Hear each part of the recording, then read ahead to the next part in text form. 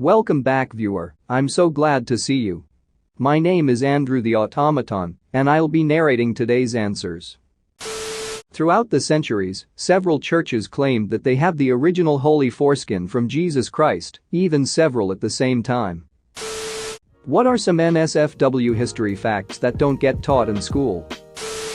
French President Felix IV went out via death by blowjob from a mistress. President Lyndon Johnson was obsessed with his dick and loved to show it to people. He called it jumbo. 12-year-old Pocahontas used to entertain white colonists with nude cartwheels. This is actually one of the few things we know about her that's indisputable. The father of microbiology, Antony van Leeuwenhoek, was the first to examine semen under a microscope immediately after ejaculating in his wife. Alexander the Great had 361 concubines, official prostitutes. 4 more and he would have one for every day of the year. Greeks were heavily into sodomy on both sexes. Women were only required to be virgins vaginally prior to marriage, every other orifice was fair game. Catherine the Great had a parlor room filled with explicit, erotic furniture she commissioned personally. We're talking blowjobs carved into chairs, an end table where giant dicks torrential cum shots were holding up a marble countertop, a woman getting eaten out by a demon on a throne. Homegirl had taste. There was a Greek general who was supposed to lead a major expedition to Sicily. The night before he left he got wasted and walked around Athens with his other drunk friends and knocked all of the penises off of the statues in Athens. This caused him to be arrested, he missed the expedition, and they lost almost all of the men they sent to Sicily because only he knew the plan well enough to pull it off. During the Age of Sail, anytime a large ship would come into port, the men often wouldn't be allowed shore leave for a few days. So you would see small boats packed with prostitutes heading out to the ship at mooring. Larger ships of the line would have over 500 men aboard, so there could definitely be a couple hundred ladies brought aboard behind the captain's back. And with virtually no privacy aboard, you would have spaces in the ship with hundreds of couples going at it at once. There were definitely a lot of captains that didn't allow any women aboard, so the sailors on those ships would just have to wait until they could go ashore. If you look up Edward Russell in history books or even Wikipedia, you learn about his military service, including Admiral of the Royal Fleet for some famous battles.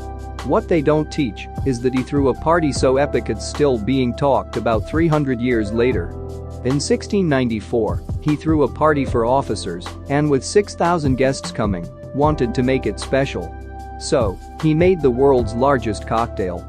Drained the garden fountain and used that as a giant punch bowl with hundreds of gallons of liquor, over a half-ton of sugar, thousands of lemons, etc. He hired bartenders to paddle around in boats, scoop it up, and serve it to attendees. At some point, it began to rain, so they put a tent up over the fountain to prevent it getting watered down. About a week after they started, they had drank every last drop, the fountain was dry, and the party was over. Anne Frank's diary talked a lot about masturbation, but most of it was edited out. Here is an excerpt of such a part of the diary. Until I was 11 or 12, I didn't realize there was a second set of labia on the inside, since you couldn't see them. What's even funnier is that I thought urine came out of the clitoris. When you're standing up, all you see from the front is hair. Between your legs there are 2 soft, cushiony things, also covered with hair, which press together when you're standing, so you can't see what's inside. They separate when you sit down and they're very red and quite fleshy on the inside. In the upper part, between the outer labia, there's a fold of skin that, on second thought, looks like a kind of blister. That's the clitoris. The first person who was sentenced to the electric chair died horribly. Someone forgot to wet an essential part of the machine, and he ended up with bubbling skin, melting eyes and a foaming mouth among other things. The amount of electricity was so strong that he began to convulse violently, so much so that he weakened straps. He twitched so erratically that his index finger dug through the palm of his hand. The entire room smelled of burning flesh, and the stench even permeated some clothes. Many people who came to see had fainted during the execution. But do you know what's even more horrible? They heard him wheezing after they turned the electricity off. The German army was given methamphetamines during their invasion of France, Belgium, and the Netherlands in 1940. This was the other part of Blitzkrieg that isn't really talked about. For the first 3 days the German army advanced without rest. No stopping or sleeping for 3 days straight. If you got tired they just gave you more meth. The drug may have also played a role in why the panzer divisions refused to stop even after being ordered several times by high command. They only finally stopped advancing when Hitler personally ordered the halt. Jenny Wade was a prostitute and a madam. She wasn't a kind and generous soul who was treating the wounded from both sides of the Battle of Gettysburg. She was offering her services to both sides. When you take the bus tour with recorded audio, the storyteller narrating the tour is supposed to be an old-timer reflecting on the battle. When you pass the Jenny Wade house, still standing, he says something like, "That's the Jenny Wade house. Jenny was a friend of mine, she was a friend to many." I always liked that subtle nod.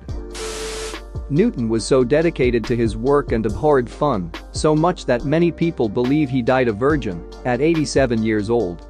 And by work I don't mean revolutionizing physics and inventing calculus, I mean alchemy. His main focus was turning lead into gold and making the philosopher's stone. According to Christianity, Jesus ascended to heaven. Hence you might think that, according to Christianity, no body part of him should be found on earth.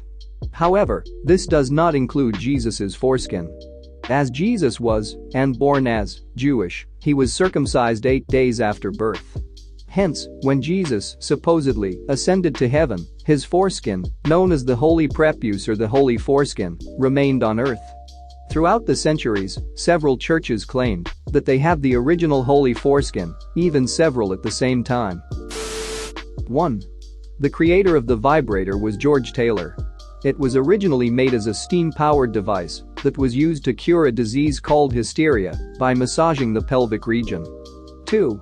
Empress Wu Zetian of China asserted her dominance over male officials by making them kneel before her and pleasure her orally. 3. For a long time royal European women gave birth in front of spectators who would pour into the bedchambers to watch the babies arrive. 4. Plymouth colony of British North America, New England, convicted and hung a young man committing bestiality. It was one of the first hangings in the New World. The 16-year-old Thomas Granger was hanged to death for indulging in buggery with a mare, a cow, 2 goats, many sheep, 2 calves, an ostrich, allegedly, and a turkey as mentioned in the court report from 1642.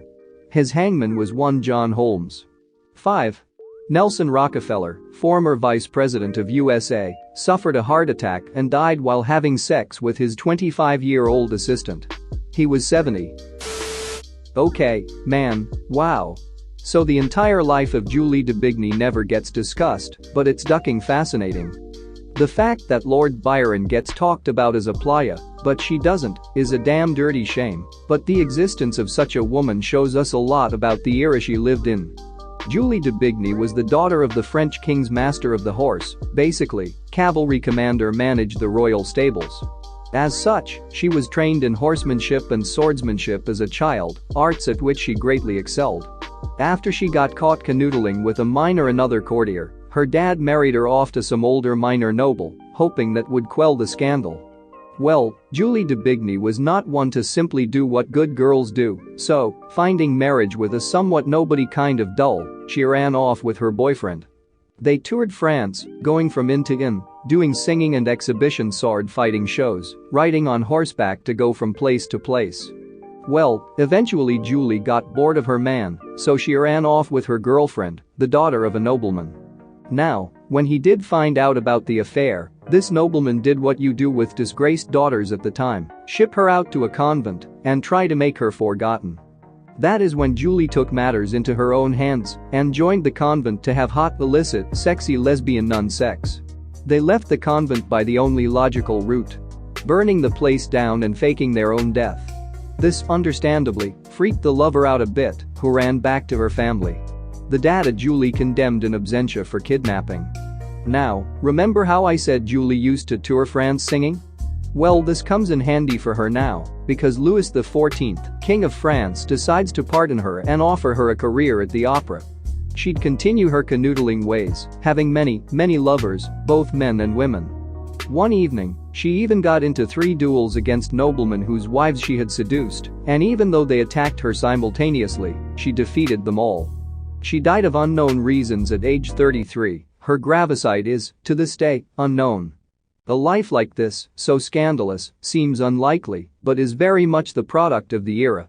The French king of the time was trying to separate himself from church influence, so to have a lady whose lifestyle was so controversial and unacceptable to religious institutions is basically proof that the king was willing to overlook such things if a performer of good caliber could help promote the prestige of his court. Pretty damn cool, and overall a hilarious tale. Like and subscribe for more funny, interesting, and scary r/ask Reddit videos.